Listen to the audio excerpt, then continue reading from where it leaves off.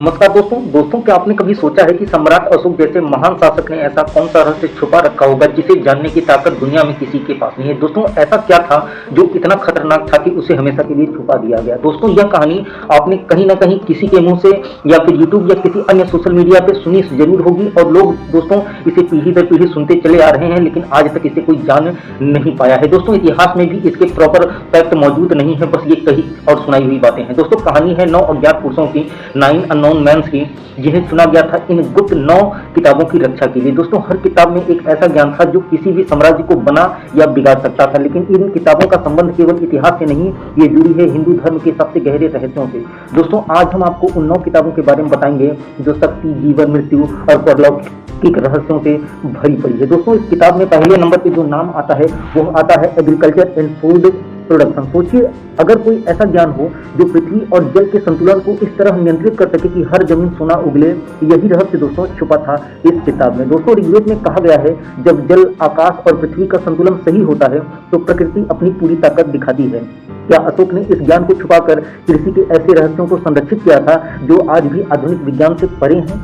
या फिर हो सकता है अशोक इस डर से उस किताब को छुपा दिए कि लोग इस ज्ञान का दुरुपयोग करेंगे। खैर दोस्तों जो भी बात हो, दोस्तों हम चलते हैं अपने दूसरी किताब की ओर और हमारे दूसरी किताब का नाम है सैन्य विज्ञान, मिलिट्री स्ट्रेटेजी। दोस्तों महाभारत में अर्जुन को भगवान कृष्ण ने युद्ध के ऐसे रहस्य बताए थे जिनमें केवल हथियार नहीं बल्कि मानसिक और आध्यात्मिक शक्ति भी शामिल थी। दोस्तों इन किताब में उन रहस्यों का उल्लेख था, कहते हैं कि इनमें वो तकनीकें थी जो किसी भी युद्ध को अजेय बना सकती थी। क्या यह दोस्तों किताब आज भी सुरक्षित है और है तो कहाँ? दोस्तों इस नंबर में तीसरी किताब आती है ऊर्जा और भौतिकी, एनर्जी एंड फिजिक्स। दोस्तों क्या आपने कभी सोचा है कि ओम का उच्चारण केवल मंत्र नहीं बल्कि एक ऊर्जा स्रोत है?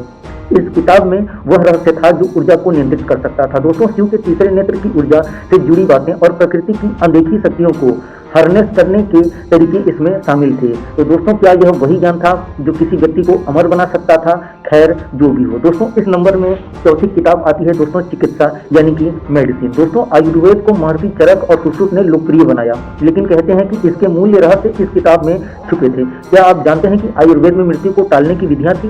कहते हैं कि इस किताब में ऐसी दवाइयां थी जो बीमारी को खत्म और आयु को बढ़ा सकती थी। क्या इस किताब का ज्ञान कहीं खो गया है या आज भी इसे किसी गुप्त स्थान पर संभाल के रखा गया है? और संभाल के रखा गया है तो दोस्तों क्यों संभाल के रखा गया है? दोस्तों इस नंबर की 5वीं किताब है दोस्तों मनोविज्ञान और मस्तिष्क।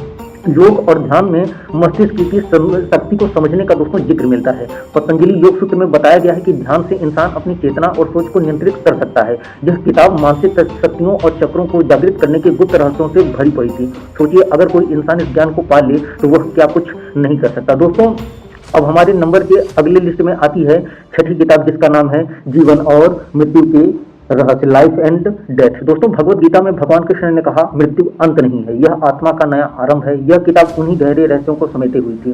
कर्म, पुनर्जन्म और आत्मा के सफर के बारे में गहरा ज्ञान इसमें हमसे छुपाया था। अगर यह किताब दोस्तों किसी के हाथ लग जाए तो वह मृत्यु को भी हरा सकता है। दोस्तों इस नंबर में 7वीं किताब जो आती है वो है कॉस्मोलॉजी एंड पैरानॉर्मल। दोस्तों क्या आपने कभी महसूस किया है कि हमारे पास कोई अनदेखी शक्ति मौजूद है?